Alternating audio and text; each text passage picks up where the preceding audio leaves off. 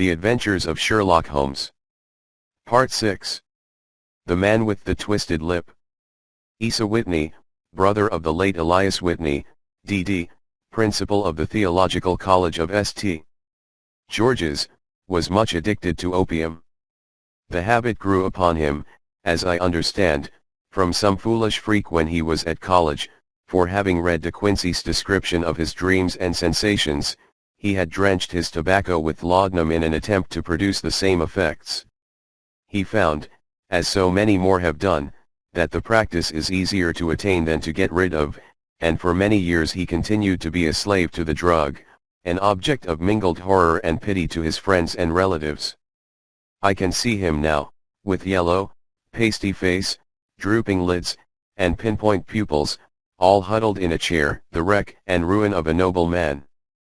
One night, it was in June, '89, there came a ring to my bell, about the hour when a man gives his first yawn and glances at the clock. I sat up in my chair, and my wife laid her needlework down in her lap and made a little face of disappointment. "A patient," said she. "You'll have to go out." I groaned, for I was newly come back from a weary day. We heard the door open, a few hurried words, and then quick steps upon the linoleum. Our own door flew open, and a lady, clad in some dark-colored stuff, with a black veil, entered the room. "You will excuse my calling so late," she began, and then, suddenly losing her self-control, she ran forward, threw her arms about my wife's neck, and sobbed upon her shoulder. "Oh, I'm in such trouble," she cried, "I do so want a little help." "Why," said my wife, pulling up her veil, "it is Kate Whitney." "How you startled me, Kate. I had not an idea who you were when you came in. I didn't know what to do, so I came straight to you." That was always the way. Folk who were in grief came to my wife like birds to a lighthouse. "It was very sweet of you to come.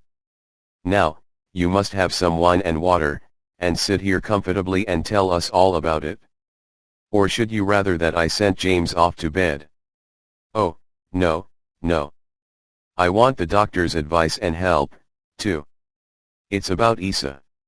He has not been home for 2 days. I am so frightened about him." It was not the first time that she had spoken to us of her husband's trouble, to me as a doctor, to my wife as an old friend and school companion.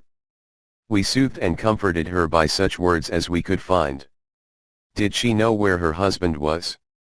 Was it possible that we could bring him back to her? It seems that it was. She had the surest information that of late he had, when the fit was on him, made use of an opium den in the farthest east of the city. Hitherto his orgies had always been confined to one day, and he had come back, twitching and shattered, in the evening.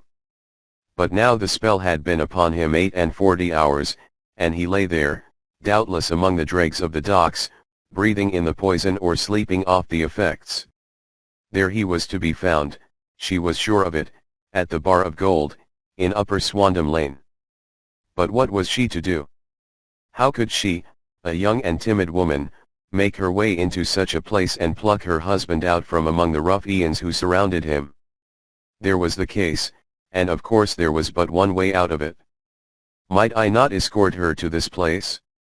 And then, as a second thought, why should she come at all? I was Asa Whitney's medical advisor, and as such I had influence over him. I could manage it better if I were alone. I promised her on my word that I would send him home in a cab within 2 hours if he were indeed at the address which she had given me. And so in 10 minutes I had left my armchair and cheery sitting room behind me, and was speeding eastward in a hansom on a strange errand, as it seemed to me at the time, though the future only could show how strange it was to be.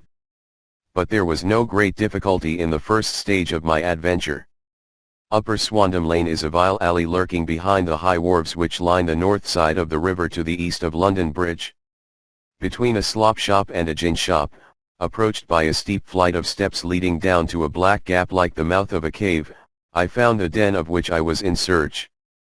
Ordering my cab to wait, I passed down the steps, worn hollow in the center by the ceaseless tread of drunken feet, and by the light of a flickering oil lamp above the door I found the latch and made my way into a long, low room, thick and heavy with the brown opium smoke, and terraced with wooden berths, like the forecastle of an emigrant ship. Through the gloom one could dimly catch a glimpse of bodies lying in strange fantastic poses, bowed shoulders, bent knees, heads thrown back, and chins pointing upward, with here and there a dark, lackluster eye turned upon the newcomer. Out of the black shadows there glimmered little red circles of light, now bright, now faint, as the burning poison waxed or waned in the bowls of the metal pipes. The most lay silent, but some muttered to themselves, and others talked together in a strange, low, monotonous voice, their conversation coming in gushes, and then suddenly tailing off into silence, each mumbling out his own thoughts and paying little heed to the words of his neighbor. At the farther end was a small brazier of burning charcoal, beside which on a three-legged wooden stool there sat a tall, thin old man, with his jaw resting upon his two fists, and his elbows upon his knees, staring into the fire. As I entered, a sallow Malay attendant had hurried up with a pipe for me and a supply of the drug, beckoning me to an empty berth. "Thank you. I have not come to stay," said I. "There is a friend of mine here, Mr. Asa Whitney, and I wish to speak with him." There was a movement and an exclamation from my right, and peering through the gloom, I saw Whitney, pale, haggard, and unkempt, staring out at me.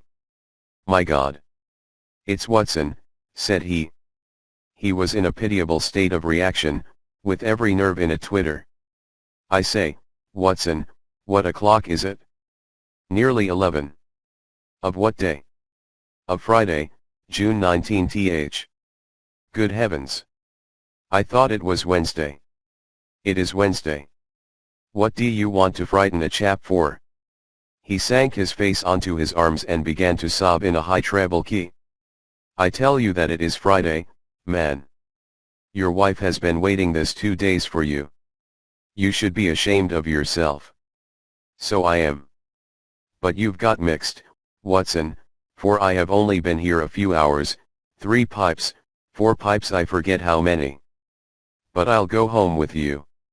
I wouldn't frighten Kate, poor little Kate. Give me your hand." "Have you a cab?" "Yes, I have one waiting." "Then I shall go in it." "But I must owe something." "Find what I owe, Watson. I am all off color. I can do nothing for myself." I walked down the narrow passage between the double row of sleepers, holding my breath to keep out the vile, stupefying fumes of the drug, and looking about for the manager. As I passed the tall man who sat by the brazier I felt a sudden pluck at my skirt, and a low voice whispered, "Walk past me, and then look back at me." The words fell quite distinctly upon my ear. I glanced down. They could only have come from the old man at my side, and yet he sat now as absorbed as ever, very thin, very wrinkled, bent with age, an opium pipe dangling down from between his knees, as though it had dropped in sheer lassitude from his fingers. I took 2 steps forward and looked back. It took all my self-control to prevent me from breaking out into a cry of astonishment. He had turned his back so that none could see him but I. His form had filled out, his wrinkles were gone, the dull eyes had regained their fire, and there, sitting by the fire and grinning at my surprise, was none other than Sherlock Holmes. He made a slight motion to me to approach him, and instantly, as he turned his face half round to the company once more, subsided into a doddering, loose-lipped senility. "Holmes," I whispered, "what on earth are you doing in this den?" "As low as you can," he answered, "I have excellent airs. If you would have the great kindness to get rid of that sottish friend of yours, I should be exceedingly glad to have a little talk with you. I have a cab outside." "Then pray send him home in it. You may safely trust him, for he appears to be too limp to get into any mischief. I should recommend you also to send a note by the cabman to your wife to say that you have thrown in your lot with me. If you will wait outside, I shall be with you in 5 minutes." It was difficult to refuse any of Sherlock Holmes' requests, for they were always so exceedingly definite, and put forward with such a quiet air of mastery. I felt, however, that when Whitney was once confined in the cab my mission was practically accomplished, and for the rest, I could not wish anything better than to be associated with my friend in one of those singular adventures which were the normal condition of his existence. In a few minutes I had written my note, paid Whitney's bill, led him out to the cab, and seen him driven through the darkness. In a very short time a decrepit figure had emerged from the opium den, and I was walking down the street with Sherlock Holmes. For 2 streets he shuffled along with a bent back and an uncertain foot.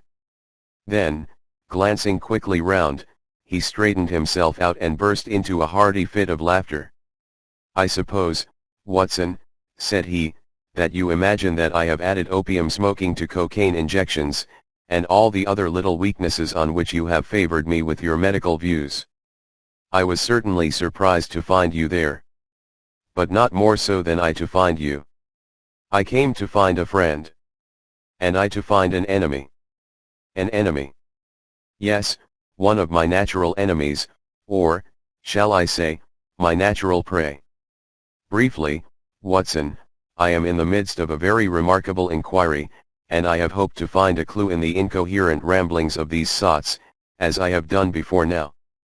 Had I been recognized in that den my life would not have been worth an hour's purchase, for I have used it before now for my own purposes, and the rascally Lascar who runs it has sworn to have vengeance upon me.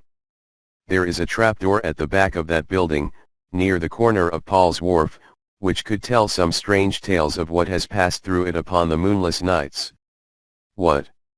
You do not mean bodies?" Bodies, Watson. We should be rich men if we had £1,000 for every poor devil who has been done to death in that den. It is the vilest murder trap on the whole riverside, and I fear that Neville St. Clare has entered it never to leave it more. But our trap should be here."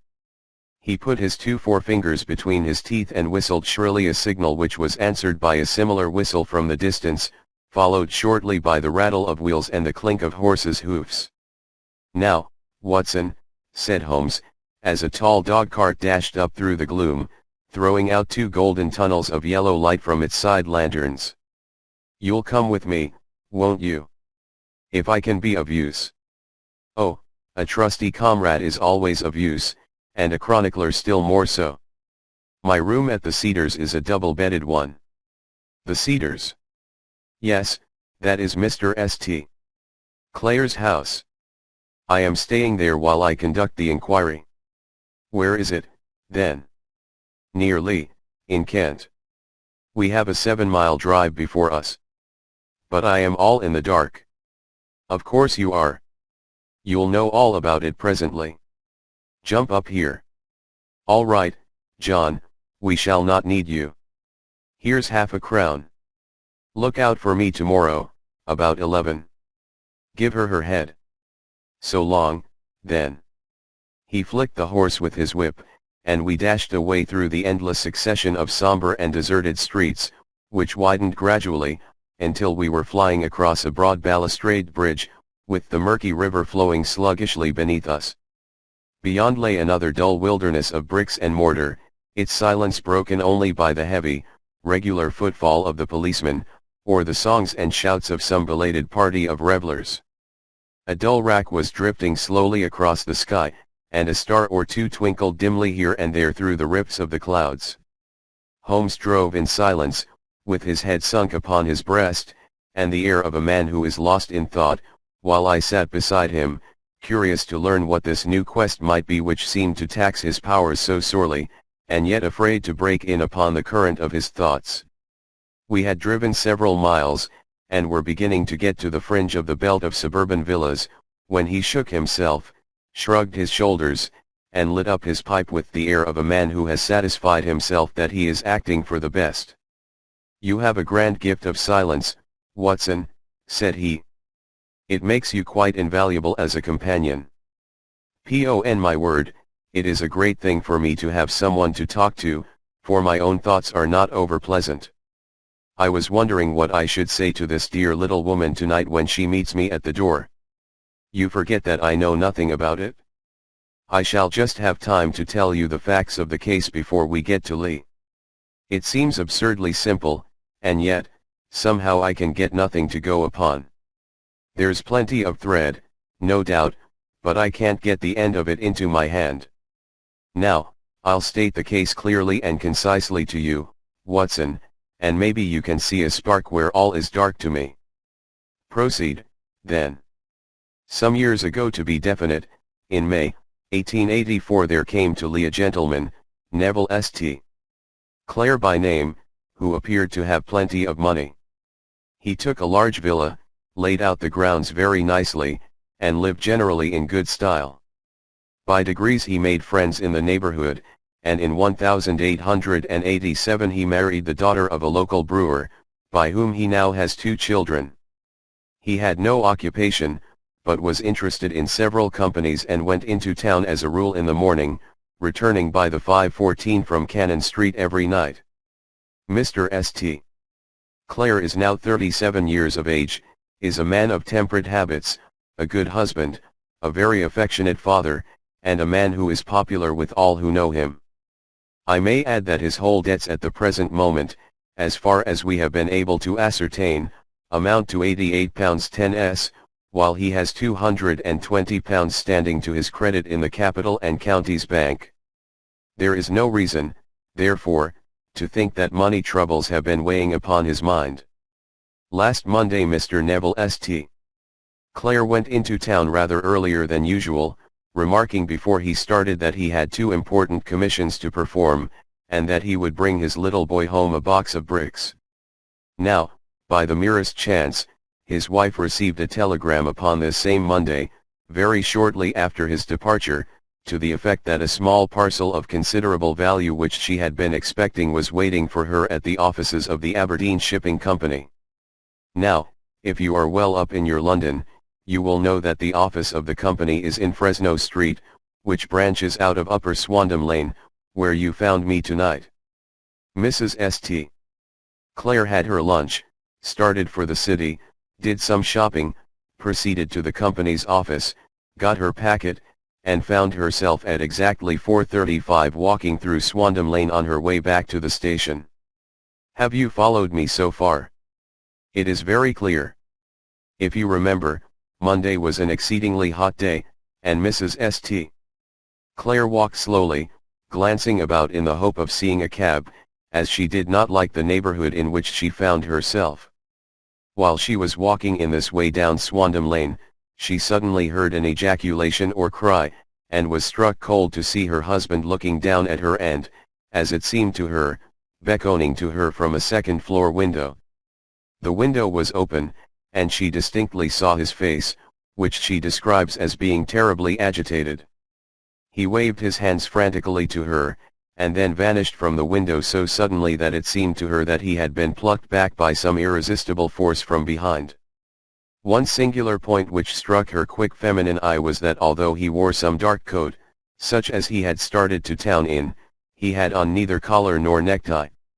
Convinced that something was amiss with him, she rushed down the steps, for the house was none other than the opium den in which you found me tonight, and running through the front room she attempted to ascend the stairs which led to the first floor.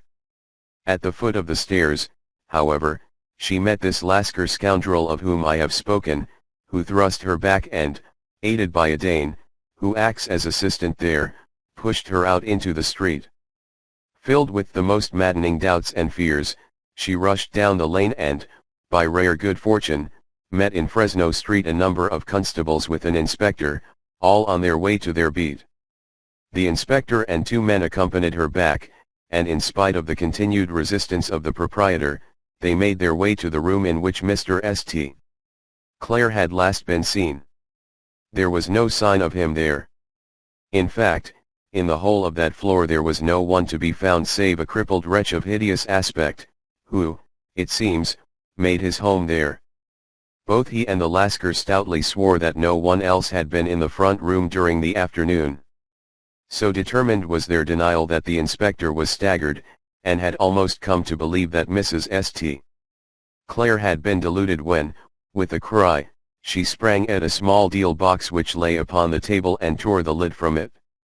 Out there fell a cascade of children's bricks. It was the toy which he had promised to bring home.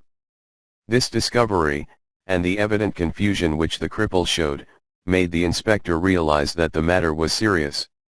The rooms were carefully examined, and results all pointed to an abominable crime. The front room was plainly furnished as a sitting room and led into a small bedroom, which looked out upon the back of one of the wharves. Between the wharf and the bedroom window is a narrow strip, which is dry at low tide but is covered at high tide with at least 4.5 feet of water. The bedroom window was a broad one and opened from below. On examination, traces of blood were to be seen upon the window sill, and several scattered drops were visible upon the wooden floor of the bedroom.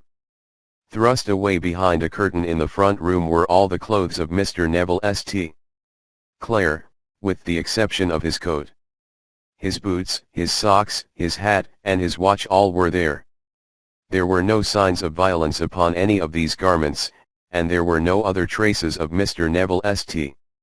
Clare. Out of the window he must apparently have gone, for no other exit could be discovered, and the ominous bloodstains upon the sill gave little promise that he could save himself by swimming, for the tide was at its very highest at the moment of the tragedy. And now as to the villains who seemed to be immediately implicated in the matter.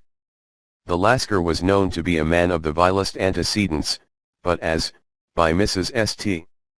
Clare's story, he was known to have been at the foot of the stair within a very few seconds of her husband's appearance at the window, he could hardly have been more than an accessory to the crime. His defense was one of absolute ignorance, and he protested that he had no knowledge as to the doings of Hugh Boone, his lodger, and that he could not account in any way for the presence of the missing gentleman's clothes. So much for the Lascar manager. Now for the sinister cripple who lives upon the second floor of the opium den, and who was certainly the last human being whose eyes rested upon Neville St. Clare. His name is Hugh Boone, and his hideous face is one which is familiar to every man who goes much to the city. He is a professional beggar, though in order to avoid the police regulations he pretends to a small trade in wax vestas. Some little distance down Threadneedle Street, upon the left-hand side, there is, as you may have remarked, a small angle in the wall. Here it is that this creature takes his daily seat, cross-legged with his tiny stock of matches on his lap, and as he is a piteous spectacle a small rain of charity descends into the greasy leather cap which lies upon the pavement beside him. I have watched the fellow more than once before ever I thought of making his professional acquaintance, and I have been surprised at the harvest which he has reaped in a short time. His appearance, you see, is so remarkable that no one can pass him without observing him. A shock of orange hair, a pale face disfigured by a horrible scar, which, by its contraction, has turned up the outer edge of his upper lip, a bulldog chin, and a pair of very penetrating dark eyes, which present a singular contrast to the color of his hair, all mark him out from amid the common crowd of mendicants, and so, too, does his wit, for he is ever ready with a reply to any piece of chaff which may be thrown at him by the passers-by. This is the man whom we now learn to have been the lodger at the opium den, and to have been the last man to see the gentleman of whom we are in quest. But a cripple? Said I. What could he have done single-handed against a man in the prime of life? He is a cripple in the sense that he walks with a limp, but in other respects he appears to be a powerful and well-nurtured man. Surely your medical experience would tell you, Watson, that weakness in one limb is often compensated for by exceptional strength in the others. Pray continue your narrative. Mrs. St. Clare had fainted at the sight of the blood upon the window, and she was escorted home in a cab by the police, as her presence could be of no help to them in their investigations. Inspector Barton, who had charge of the case, made a very careful examination of the premises, but without finding anything which threw any light upon the matter. One mistake had been made in not arresting Boone instantly, as he was allowed some few minutes during which he might have communicated with his friend the Lascar, but this fault was soon remedied, and he was seized and searched, without anything being found which could incriminate him. There were, it is true, some blood stains upon his right shirt sleeve, but he pointed to his ring finger, which had been cut near the nail, and explained that the bleeding came from there, adding that he had been to the window not long before, and that the stains which had been observed there came doubtless from the same source. He denied strenuously having ever seen Mr. Neville St. Clare and swore that the presence of the clothes in his room was as much a mystery to him as to the police. As to Mrs. St. Clare's assertion that she had actually seen her husband at the window, he declared that she must have been either mad or dreaming. He was removed, loudly protesting, to the police station, while the inspector remained upon the premises in the hope that the ebbing tide might afford some fresh clue. And it did, though they hardly found upon the mud bank what they had feared to find. It was Neville St. Clare's coat, and not Neville St. Clare, which lay uncovered as the tide receded. And what do you think they found in the pockets? I cannot imagine.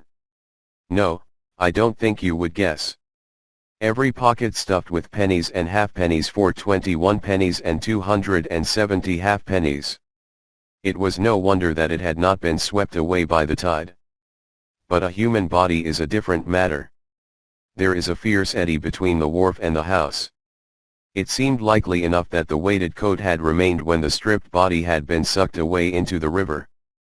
But I understand that all the other clothes were found in the room. Would the body be dressed in a coat alone? No, sir, but the facts might be met speciously enough. Suppose that this man Boone had thrust Neville St. Clare through the window, there is no human eye which could have seen the deed. What would he do then? It would of course instantly strike him that he must get rid of the telltale garments. He would seize the coat, then, and be in the act of throwing it out, when it would occur to him that it would swim and not sink. He has little time, for he has heard the scuffle downstairs when the wife tried to force her way up, and perhaps he has already heard from his Lascar confederate that the police are hurrying up the street. There is not an instant to be lost. He rushes to some secret hoard, where he has accumulated the fruits of his beggary, and he stuffs all the coins upon which he can lay his hands into the pockets to make sure of the coat sinking. He throws it out, and would have done the same with the other garments had not he heard the rush of steps below, and only just had time to close the window when the police appeared. It certainly sounds feasible. Well, we will take it as a working hypothesis for want of a better.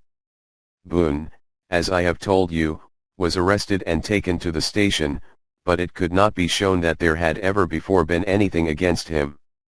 He had for years been known as a professional beggar, but his life appeared to have been a very quiet and innocent one.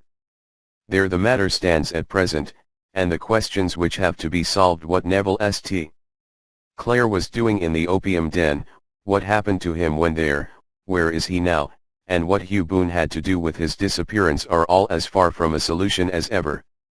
I confess that I cannot recall any case within my experience which looked at the first glance so simple and yet which presented such difficulties.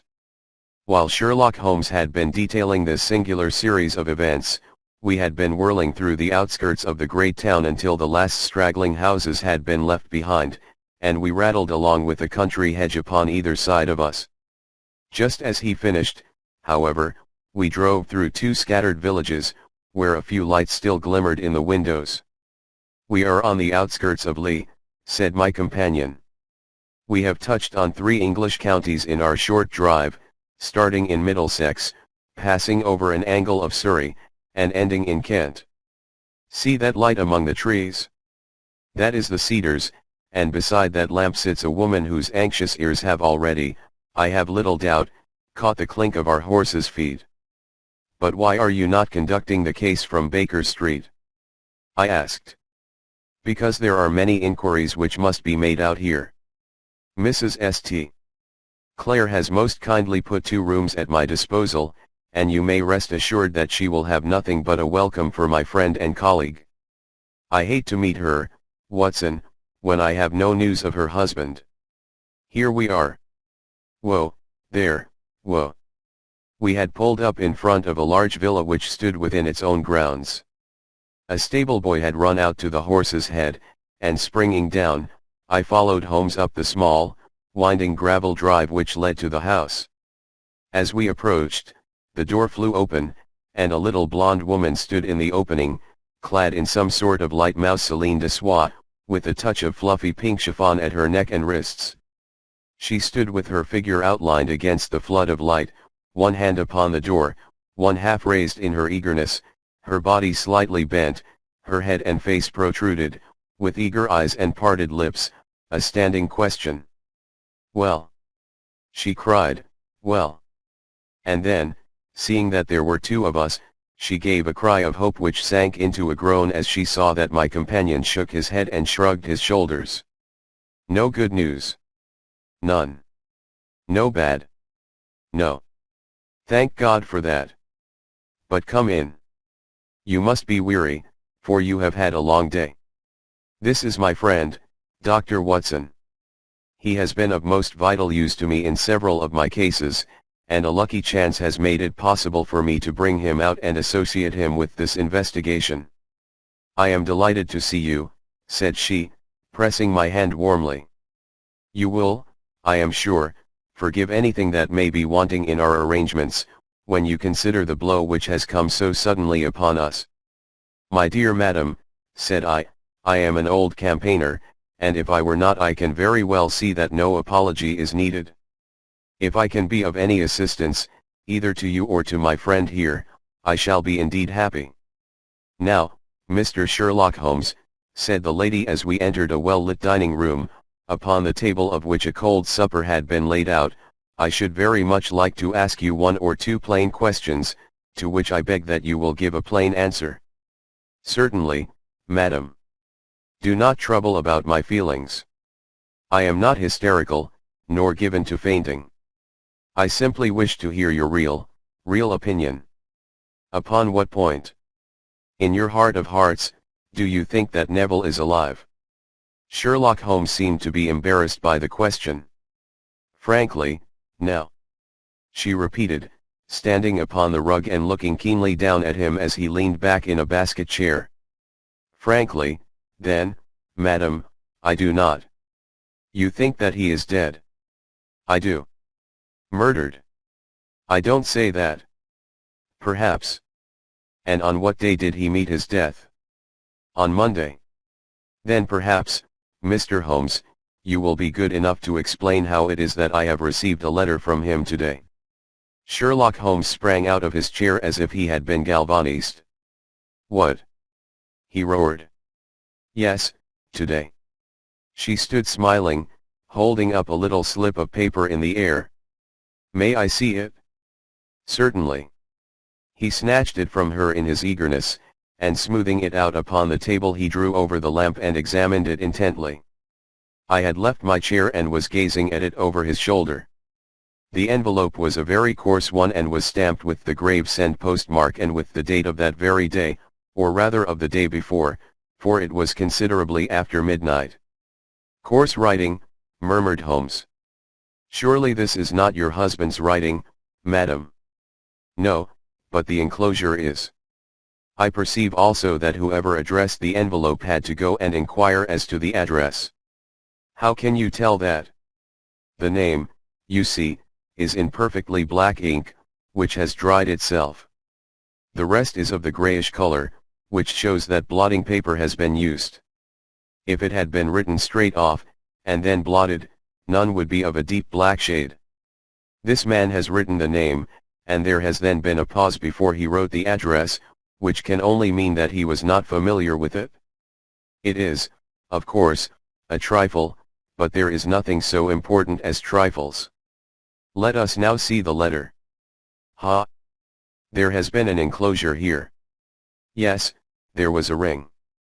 His signet ring. And you are sure that this is your husband's hand? One of his hands.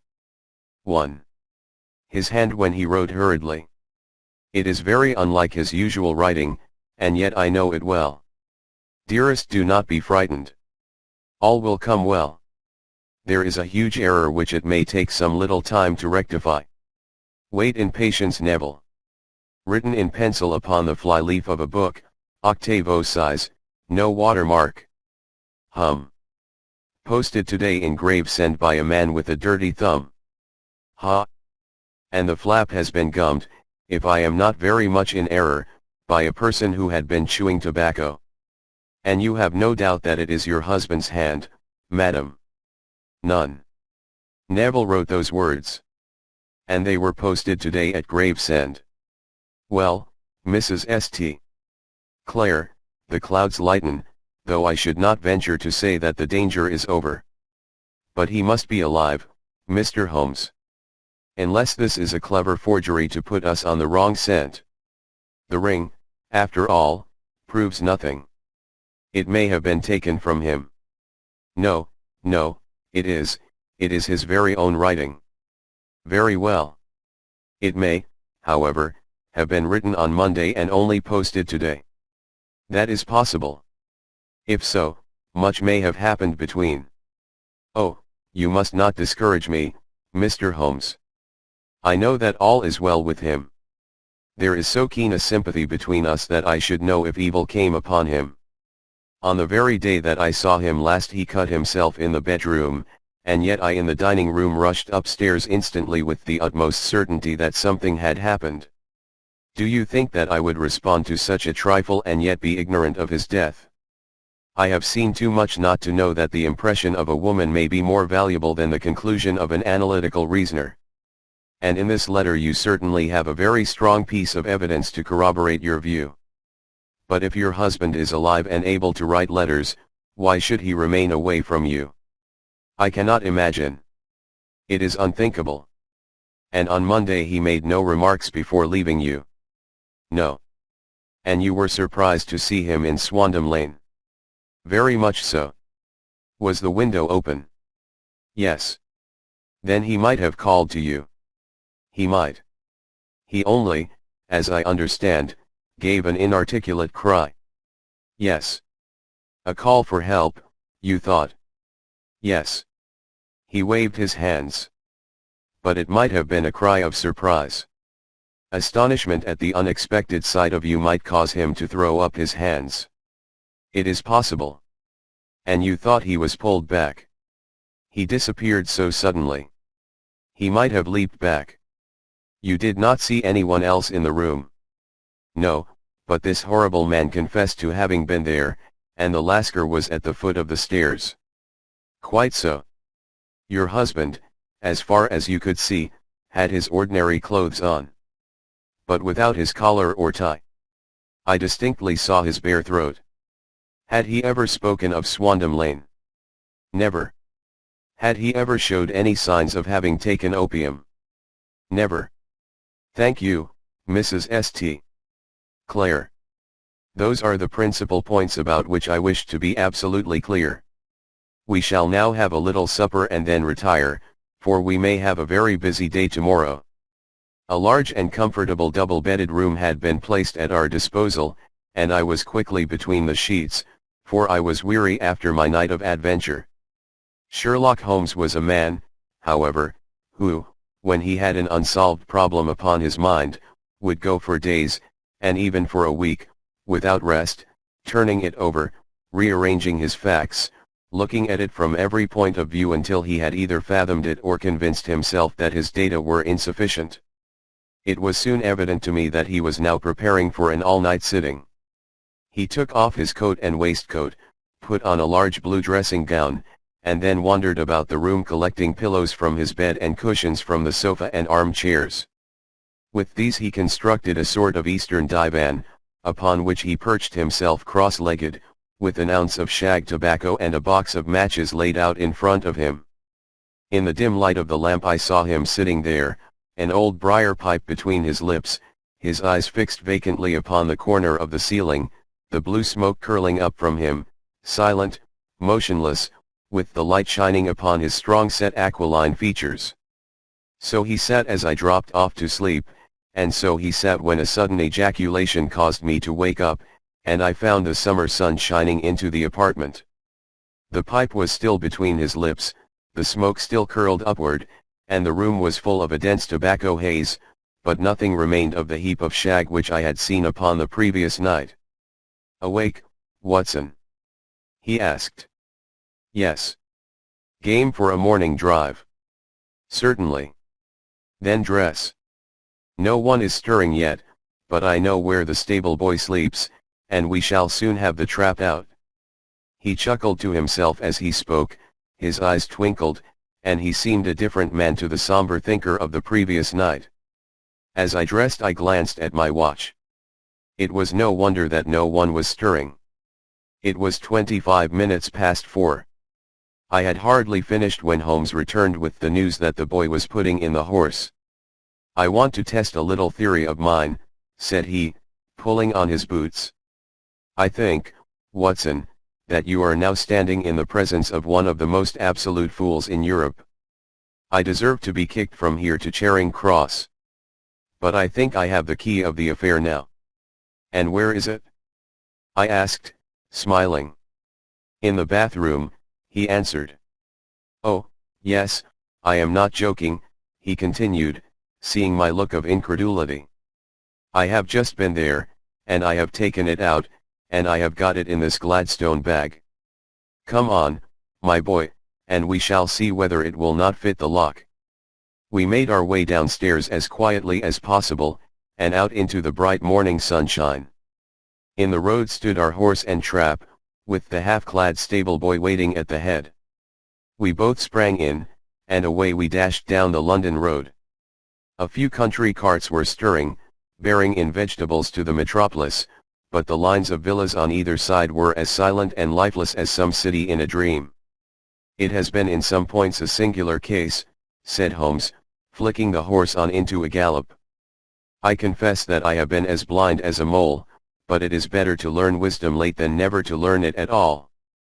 In town the earliest risers were just beginning to look sleepily from their windows as we drove through the streets of the Surrey side. Passing down the Waterloo Bridge Road we crossed over the river, and dashing up Wellington Street wheeled sharply to the right and found ourselves in Bow Street. Sherlock Holmes was well known to the force, and the two constables at the door saluted him. One of them held the horse's head while the other led us in. "Who is on duty?" asked Holmes. "Inspector Bradstreet, sir." "Ah, Bradstreet, how are you?" A tall, stout official had come down the stone-flagged passage, in a peaked cap and frog jacket. "I wish to have a quiet word with you, Bradstreet." "Certainly, Mr. Holmes. Step into my room here." It was a small, office-like room, with a huge ledger upon the table, and a telephone projecting from the wall. The inspector sat down at his desk. "What can I do for you, Mr. Holmes?" "I called about that beggarman, Boone, the one who was charged with being concerned in the disappearance of Mr. Neville St. Clare, of Lee." "Yes. He was brought up and remanded for further inquiries." "So I heard. You have him here?" "In the cells." "Is he quiet?" "Oh, he gives no trouble. But he is a dirty scoundrel." "Dirty?" "Yes, it is all we can do to make him wash his hands, and his face is as black as a tinker's." "Well, when once his case has been settled, he will have a regular prison bath, and I think, if you saw him, you would agree with me that he needed it." "I should like to see him very much." "Would you? That is easily done. Come this way. You can leave your bag." "No, I think that I'll take it." "Very good. Come this way, if you please." He led us down a passage, opened a barred door, passed down a winding stair, and brought us to a whitewashed corridor with a line of doors on each side. "The third on the right is his," said the inspector. "Here it is." He quietly shot back a panel in the upper part of the door and glanced through. "He is asleep," said he. "You can see him very well." We both put our eyes to the grating. The prisoner lay with his face towards us, in a very deep sleep, breathing slowly and heavily. He was a middle-sized man, coarsely clad as became his calling, with a colored shirt protruding through the rent in his tattered coat. He was, as the inspector had said, extremely dirty, but the grime which covered his face could not conceal its repulsive ugliness. A broad wheal from an old scar ran right across it from eye to chin, and by its contraction had turned up one side of the upper lip, so that 3 teeth were exposed in a perpetual snarl. A shock of very bright red hair grew low over his eyes and forehead. "He's a beauty, isn't he?" said the inspector. "He certainly needs a wash," remarked Holmes. "I had an idea that he might, and I took the liberty of bringing the tools with me." He opened the Gladstone bag as he spoke, and took out, to my astonishment, a very large bath sponge. He. "You are a funny one," chuckled the inspector. "Now, if you will have the great goodness to open that door very quietly, we will soon make him cut a much more respectable figure." "Well, I don't know why not," said the inspector. "He doesn't look a credit to the Bow Street cells, does he?" He slipped his key into the lock, and we all very quietly entered the cell. The sleeper half turned, and then settled down once more into a deep slumber. Holmes stooped to the water jug, moistened his sponge, and then rubbed it twice vigorously across and down the prisoner's face. "Let me introduce you," he shouted, "to Mr. Neville St. Clare, of Lee, in the county of Kent. Never in my life have I seen such a sight." The man's face peeled off under the sponge like the bark from a tree. Gone was the coarse brown tint. Gone, too, was the horrid scar which had seamed it across, and the twisted lip which had given the repulsive sneer to the face. A twitch brought away the tangled red hair, and there, sitting up in his bed, was a pale, sad-faced, refined-looking man, black-haired and smooth-skinned, rubbing his eyes and staring about him with sleepy bewilderment. Then suddenly realizing the exposure, he broke into a scream and threw himself down with his face to the pillow. "Great heavens!" cried the inspector, "it is, indeed, the missing man. I know him from the photograph." The prisoner turned with the reckless air of a man who abandons himself to his destiny. "Be it so," said he. "And pray what am I charged with?" "With making away with Mr. Neville St. Come, you can't be charged with that unless they make a case of attempted suicide of it," said the inspector with a grin. "Well, I have been 27 years in the force, but this really takes the cake. If I am Mr. Neville St. Clare, then it is obvious that no crime has been committed, and that, therefore, I am illegally detained." "No crime, but a very great error has been committed," said Holmes. "You would have done better to have trusted your wife." "It was not the wife, it was the children," groaned the prisoner. "God help me, I would not have them ashamed of their father. My God! What an exposure! What can I do?" Sherlock Holmes sat down beside him on the couch and patted him kindly on the shoulder. "If you leave it to a court of law to clear the matter up," said he, "of course you can hardly avoid publicity. On the other hand, if you convince the police authorities that there is no possible case against you, I do not know that there is any reason that the details should find their way into the papers. Inspector Bradstreet would, I am sure, make notes upon anything which you might tell us and submit it to the proper authorities. The case would then never go into court at all."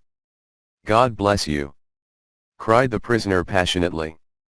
"I would have endured imprisonment, even execution, rather than have left my miserable secret as a family blot to my children. You are the first who have ever heard my story.